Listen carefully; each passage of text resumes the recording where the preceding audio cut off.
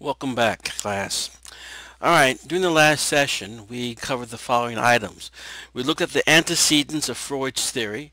We saw how he was influenced by Leibniz, Goethe, Herbart, Schopenhauer, and Nietzsche, and others. We saw that Freud's theory was a synthesis of his philosophical heritage. Looked at and examined the role of the unconscious as Freud saw it. We examined some of his techniques of hypnosis, free association, and dream analysis. We also uncovered the idea that Freud's popularity grew after he was invited to give a series of lectures at Clark University. Then we examined a little bit more closely his theory and perspective of personality and defense mechanisms that he utilized, or that we utilize, to try to protect our ego. So we pick up where we left off during last session, looking at the psychosexual stages of development. So basically, Freud came up with a perspective of how it is that we develop into the people that we become by focusing on a few things here. One of them being the importance of sex. Okay, and so we see this played out during his particular stage development theory here. And we'll see as well that this is and has a great deal of controversy associated with it. So during the first stage is the oral stage. He coined the term the erogenous zone. And so the erogenous zone here, a place where we have a lot of focus, interest, and pleasure seeking is the name that we give this to. So the erogenous zone is the mouth during the oral stage. It lasts through the first year of life. The fixation at this stage can result in either two types of characteristics as an adult.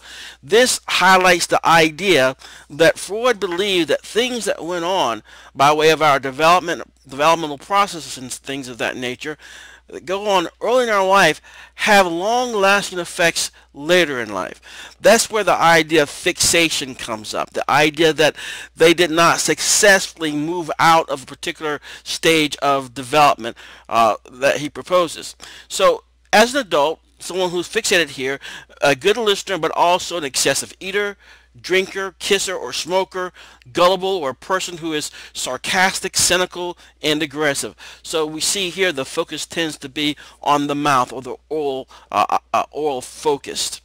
Then we have the anal stage. The erogenous zone is the anus and buttocks area. It lasts about through the second year of life. Here the fixation results in either a person who is generous and messy or wasteful, or tends to be a collector and to be stingy, orderly, or perfectionistic.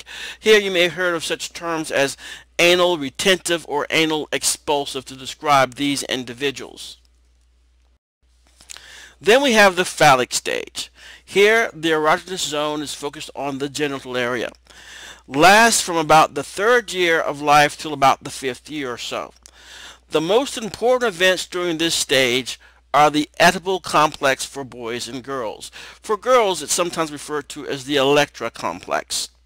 So this Oedipal complex, the notion here is that a young boy has a desire for his mother and hostility towards his father, but also fears his father with castration anxiety.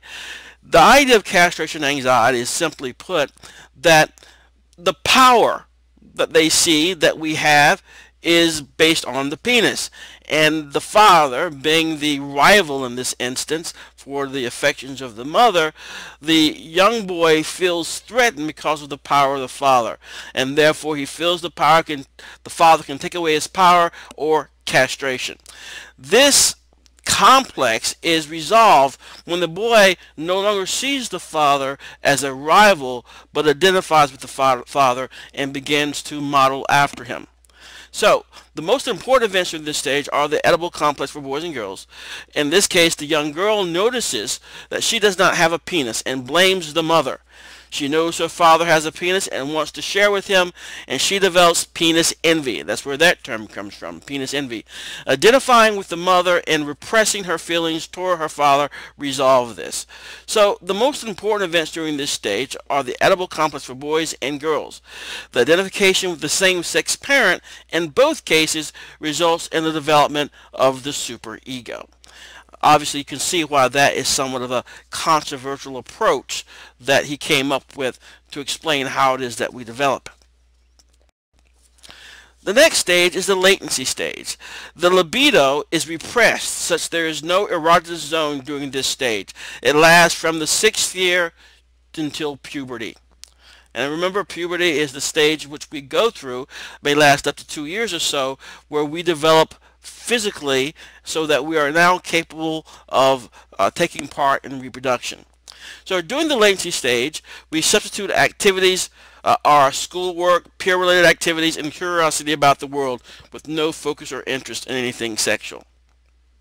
Then we get to the genital stage. The focus is again on the genital area with an interest in the opposite sex. It lasts from puberty through the remainder of one's life. If everything has gone well in the preceding stages, this stage will culminate in dating and eventually marriage. So, let's look a little bit more at how Freud has fared over the decades. First, looking at Freud's fate. Obviously, it was determined that he had an overemphasis on sex. So, consequently, many of his followers broke with him just for that reason. They also saw that maybe there was a little bit of self-fulfilling prophecy, and that Freud found what he was looking for because he was looking for it, sort of a confirmation bias. Additionally, based on current understanding, the length, cost, and limited effectiveness of psychoanalysis. Basically, psychoanalysis takes a very, very long time and costs a great deal of money. So normally when we see somebody who may be going through psychoanalysis therapy, usually it is a long-term commitment and it's very costly. Usually saying that most people who are going through psychoanalysis are probably going to be on the higher socioeconomic scale. Then there's the main issue that we talked about at the very beginning of this course, lack of falsifiability. Basically, a good theory must have this characteristics. If you go all the way back to our discussion and conversation on Karl Popper at the beginning of this course. So, as was pointed out then, Freud's work does not have a great deal of falsifiability. Remember at one point it was communicated in one of the videos that we observed that Freud's theory could explain two diametrically opposed ideas or behaviors. It can explain just about everything because it was most oftentimes not prediction but postdiction. But there were some positive contributions of Freud, one of the reasons why we still talk about him. Well, he did expand psychology's domain a great deal.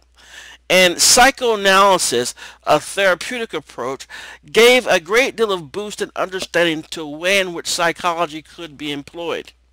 And then it helped us to understand normal behavior. And then this idea could be generalization of psychology to other fields as well. So, what happened after Freud? Well, we did see a de-emphasis on sex. We did see a greater focus on the ego. We did see later there were some additions to the defense mechanisms. And one of the things I'll communicate here is that one of the reasons that Freud has stayed around for as long as he did was that a lot of the things that he came up with really spoke to people. We know that we do use defense mechanisms. We do it all the time.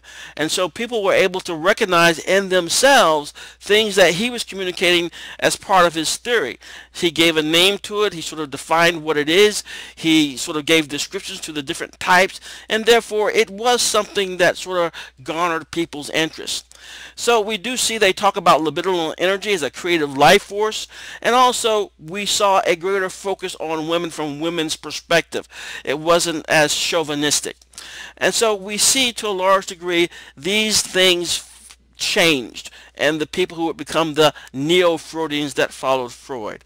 Some of the notables here were focusing on attitudes and other types of things. We had Anna Freud, Freud's daughter, Carl Jung, Alfred Adler, and Karen Horney. These were individuals who were particularly important to the development of the legacy of Freud after Freud.